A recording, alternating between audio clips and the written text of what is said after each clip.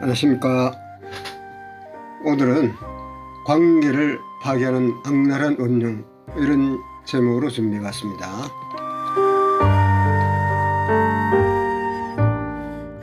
섬뜩한 용어를 쓰시는군요. 관계를 파괴하는 운명이 비난이라고 하셨는데, 비난보다 더 악랄하고 대단한 운명이 또 있다는 겁니까?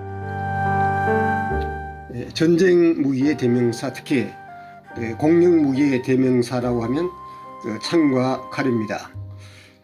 둘 중에 어느 것이 더 상대방을 상해 손상을 입힐 수 있다고 생각합니까?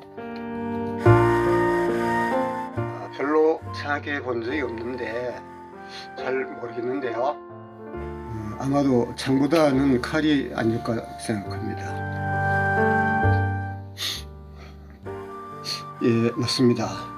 자, 그러면 최초의 전쟁 무기는 무엇일까요? 창이 아닐까 싶습니다. 맞는 것으로 봐드리겠습니다. 창보다 먼저 사용한 전쟁 무기는 돌, 막대기, 주먹입니다.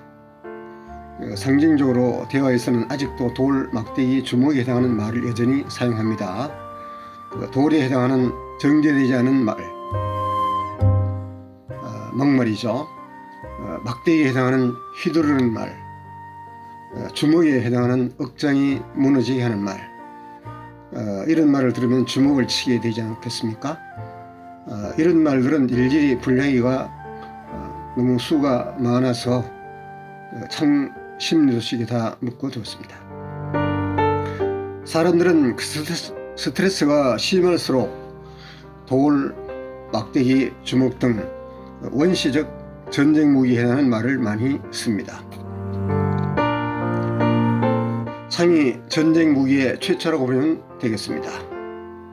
왜냐하면 창 없이 전쟁한다면 전쟁이 어디 되겠습니까? 대화에서 창에 해당하는 것은 비난입니다. 그래서 창 심리도식이라고 이름을 붙인 겁니다. 창은 상대방을 찔러서 상해를 입히거나 심지어는 찔러 죽이기까지 합니다. 비난이야말로 상대방의 마음을 찌르고 끝내는 상대방을 죽음으로까지 몰고 갈 수가 있습니다. 창보다 더 용이하게 쉽게 상대방을 손상시키기 위해 개발한 무기가 무엇일까요? 그것이 칼입니다. 칼은 찌를 수도 있고 베일 수도 있습니다. 상대방을 죽일 때 창보다 유리합니다. 목을 베일 때는 창보다 칼이 훨씬 더 유리합니다. 대화에서 창보다, 즉 비난보다 더 상대방의 마음을 고통스럽고 아프게 하는 것이 무엇이겠습니까? 비판입니다. 비판은 칼에 해당이 됩니다. 비판은 비교하고 판단하는 겁니다. 비난과 비판의 차이를 한번 생각해 보기로 합시다. 비난은 상대방의 마음을 찔러서 아프게 합니다. 비판은 상대방의 마음을 찌르는 정도로 끝나지 않고 마음을 베어버리는 것이 목표입니다. 베어버림으로써 꼼짝 못하게 하는 것이 비판입니다. 반격하지 못하게, 꼼짝 못하게 사용하는 수단이 바로 비판입니다. 즉 비난의 근거로 사용합니다. 비난의 근거를 들이대는 것이 비판입니다. 비교하고 판단해서 꼼짝 못하게 하는 것이 목적입니다. 비난과 비판을 예로 들면 쉬울 겁니다. 넌 나쁜 놈이야. 어디 해야 될까요? 비난입니다. 이렇게 하면 학생으로서는 넌 나쁜 놈이야. 비판입니다. 비난의 근거를 제시합니다. 다른 남편은 그러지 않더라. 너 동생 좀 닮아라. 너 그렇게 행동하면 하나님도 싫어한다. 다른 사람하고 너무 달라. 목사는 그래도 돼? 선생님이 그러면 안 되는 거 아니야? 자, 하나 예를 들어보도록 또 합니다. 다른 남편은 그러지 않더라. 이런 말을 아내가 썼다면 이것은 비판이 될 것이고, 비판은 비난의 근거를 사용하기 때문에 이 말을 들은 남편으로서는 이걸 갖다가 대꾸하려고 그러면 매우 어려움을 느낍니다. 내가 다른 남편보다 결코 못하지 않다라는 그런 사실, 논박, 논리로 그나마 맞서줘야 이길 수 있기 때문에 내가 적어도 다른 남편보다 낫다는 것을 내 입으로 입증을 해야 됩니다. 낫다는 증거를 많이 모아서 제시해봤자 어떻게 될까요? 인정 안 하겠죠? 소용없습니다. 이것을 받아들이고 인정하는 비판자는 없습니다. 비판하는 사람의 그 핵심 심리, 이 심리 도식은 나는 맞고 너는 틀렸다입니다. 자기 생각과 행동이 맞다고 신념화되어 있는 사람이 자기 주장, 즉 비판을 절대로 받아들이지 않습니다. 목숨을 걸고 지킵니다. 이와 같은 비판에 맞서려면 상대방과 같이 나도 목숨을 걸어야 합니다. 말다툼이 바로 이런 거 아닙니까? 밤새도록 다투어도 끝나지 않은 게 말다툼, 시시비비 아닙니까? 내 생각, 내 말과 내 행동이 맞다고 주장하는 사람에게 너 생각, 너 말과 너 행동이 틀렸다고 맞서면 갈등만 키우게 됩니다. 관계는 점점 금이 가게 됩니다. 그래서 성경은 비판하지 마라고 경고합니다. 비판하지 마라. 비판하면 그 비판으로 도리어 비판을 받으리라. 이렇게 성경은 말하고 있습니다. 비판하지 말아야 할 이유가 분명히 제시하고 있지 않습니까? 비판하면 그 비판 때문에 비판을 도리어 받게 된다는 겁니다. 실제 대화에선 비판을 하면 비판 폭탄을 맞게 됩니다. 비판하는 사람이 이런 일이 일어날 것을 미리 예측하기 때문에 상대방이 꼼짝 못할 논리적 근거를 사용하고 비판을 합니다. 그래서 비판은 배운 사람들이 많이 사용하는 경향이 있습니다. 많이 배우거나 많이 아는 사람일수록 비난보다 비판을 사용할 가능성이 높습니다. 비판은 내가 많이 안다는 마음이 그 속에 깔려 있습니다. 어른들이 아이를 무시하는 경향이 이 때문입니다. 젊은 것들이 뭘 안다고 사람을 무시하는 거죠. 미성숙한 부모님들이 훈계 이름으로 비판을 많이 사용합니다. 동생 좀 닮아라. 이 말을 듣는 형의 마음이 어떨까요? 누구 남편은 돈을 잘 번다더라. 이런 말을 들은 남편의 귀가 살겠습니까? 너가 알면 얼마나 안다고 개무시하는 거 아닙니까? 이런 류의 비판을 스스럼없이 합니다. 내가 맞다는 신념에 빠져있다 보니 자연스럽게 당연하듯이 비판합니다.